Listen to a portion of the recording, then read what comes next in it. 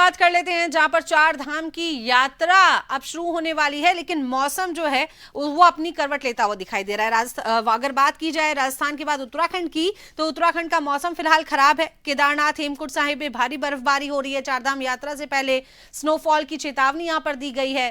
केदारनाथ धाम में 20 घंटे में बर्फबारी हुई है। तापमान में भारी गिरावट दर्ज की गई है। लैंडस्लाइड से चार धाम मार्ग जो है प्रभावित हुआ है। हेमकुंड साहिब केदारनाथ में बर्फबारी देखी गई है। तो वहीं मौसम विभाग ने चेतावनी दी है। 7 जिलों में ओलावृष्टि स्नोफॉल का अलर्ट जारी किया गया है। चार धाम से पहले मौसम खराब वहां पर दिखाई दिया है।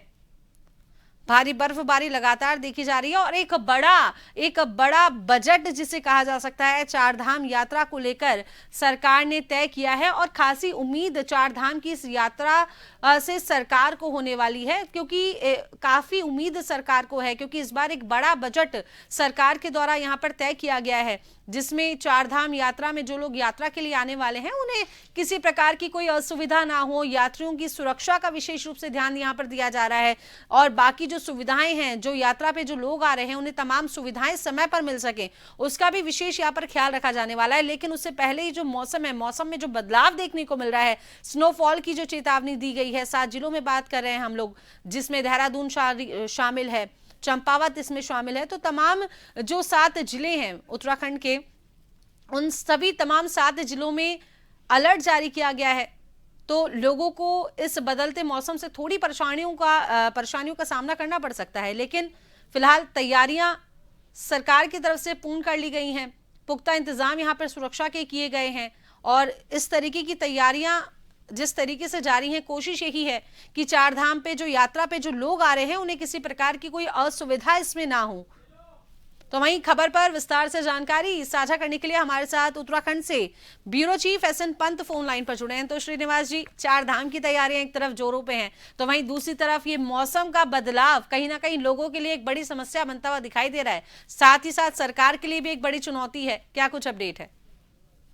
बिल्कुल लीजा, देखिए उत्तराखंड में जब भी चारधाम यात्रा की शुरुआत होती है तो पूरा हर्षोल्लास का माहौल पूरे प्रदेश में हो जाता है, क्योंकि उत्तराखंड की आर्थिकी की जो रीढ़ है वो चारधाम यात्रा है। चाहे maxi cab, taxi cab, hotel, restaurant, धर्मशाले, गंडी, कंडी, खच्चर, यानी तमाम लोगों का रोजगार इससे सीधे तौर पर प्रत्यक्ष और अप्रत्यक्ष रूप से जुड़ा हुआ होता है जी। और ऐसे में चारधाम यात्रा में कोई दुश्वारियां ना हो, कोई दिक्कतें ना हो, इसके लिए राज्य सरकार पहले से मॉनिटरिंग सिस्टम को डेवलप करती है। और खासतौर पर उत्तराखंड में 2013 की आपदा के बाद राज्य आपदा कंट्रोल रूम के जरिए जब फोरकास्ट जारी किया जाता है, उसके बाद राज्य आपदा कंट्रोल रूम के जरिए मौसम विभाग के पूर्वानुमान के मद्देनजर तमाम जिलों के जिला आपदा केंद्र को अलर्ट किया जाता है। और वर्तमान में भी अलग अलग जिलों में बारिश और भारी बारिश की चेतावनी के मद्देनजर पूरी सरकार अलर्ट मोड पर है और चारधाम यात्रा की जो तैयारियां हैं वो बड़ा तेजी के साथ पूरी हो रही है। हालांकि जो केदारनाथ वाला रूट है उसमें जो पिछले 48 घंटों में जो बारिश हुई थी जी। उसके कारण से जो बर्फ थी, बर्फ की यानी 1 से 1.25 फीट के करीब बर्फ की चादर ढक गई थी, उसको अब धीरे धीरे उसको साफ किया जा रहा है। लगातार फोर्स वहां पर काम कर रही है और ऐसे ही जो भी ट्रैकिंग के रास्ते हैं उनको खोला जा रहा है। शौचालय की व्यवस्था, पेयजल की व्यवस्था, जो मेडिकल इक्विपमेंट की व्यवस्था, साथ ही साथ जो चिकित्सालय या अस्थायी और स्थायी कैंप लगाने की व्यवस्था है, उस पर राज्य सरकार बड़ी तेजी के साथ काम कर रही है। नोडल अधिकारियों को नामित किया गया है, अधिकारी मौके पर काम कर रहे हैं। लेकिन ये जरूर है कि चुनौतियां काफी हैं। जब मौसम खराब होता है तो खासतौर पर बद्री, केदार, यमुनोत्री, गंगोत्री वाले रूट को सही तरीके से उसका डामरीकरण हो, उसके जो पुस्ते टूट रहे हैं उसकी भरपाई ढंग से हो, प्याऊ की समस्याएं कहीं पर ना हो और लोगों को जो डंडी, कंडी और खच्चर के जरिए जाते हैं, क्योंकि अब 10 तारीख से हेली सेवाएं भी शुरू हो जाएगी, यानी कल से जब हेली सेवाएं शुरू हो जाएगी, उसकी बुकिंग शुरू हो जाएगी, तो उसके बाद काउंटर पर ये भी पता लग जाएगा कि अभी तक रजिस्ट्रेशन कितना हो पाया है, हेली सेवाओं के माध्यम से कितने लोग चारधाम यात्रा पर जाना चाहते हैं।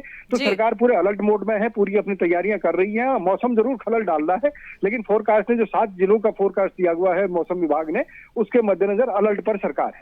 जी पंत जी, एक सवाल ये भी है कि जिस तरीके से अभी मौसम में बदलाव लगातार देखने को मिल रहा है, स्नोफॉल की भी चेतावनी, तो क्या कुछ रूट्स को डाइवर्ट अभी यहाँ पर किया गया है? इस तरीके की कोई खबर अब तक सामने आई है? नहीं, देखिए रूट को कोई डाइवर्ट अभी नहीं किया है। दरअसल चारधाम यात्रा की शुरुआत 19 अप्रैल से होने जा रही है जी। और उसी के मद्देनजर प्लान ए और प्लान बी और क्राउड मैनेजमेंट वाला हिस्सा काम करेगा। लेकिन उत्तराखंड सरकार ने इस बार एक आवश्यक सेवा जारी की है। जो 60 साल से अधिक के उम्र दराज लोग चारधाम यात्रा पर जाएंगे तो उनकी जो आवश्यक जांच है वो यानी ऋषिकेश, हरिद्वार या गुप्त काशी या फिर उत्तरकाशी, जिस कैंप से उनको आगे बढ़ना है वहां पर उनका जांच की जाएगी और उसके बाद ही उनको स्वस्थ होने पर आगे जाने की प्रक्रिया पूर्ण कर दी जाएगी। यानी सरकार चाहती है चारधाम यात्रा में जाने वाले सभी यात्री सुरक्षित होकर के यात्रा करें, दर्शन करें और अपने गंतव्य स्थान तक वापस अपने घर पहुंचे सकुशल में। और राज्य सरकार के मेडिकल जो कैंप होंगे वो वहां पर उनकी मदद करेंगे, जांच करने में सहायता करेंगे और तमाम लेबोरेटरी, तमाम एजेंसियां इस पर काम करेंगी। बाकायदा नोडल अधिकारी जो सेक्रेटरी हैं हेल्थ के, वो जगह जगह जाकर के कैंप को निरीक्षण कर रहे हैं और पूरी व्यवस्थाओं का जायजा ले रहे हैं। जी, बहुत बहुत शुक्रिया श्रीनिवास जी, विस्तार से जानकारी दर्शकों के साथ साझा करने के लिए, जुड़ने के लिए।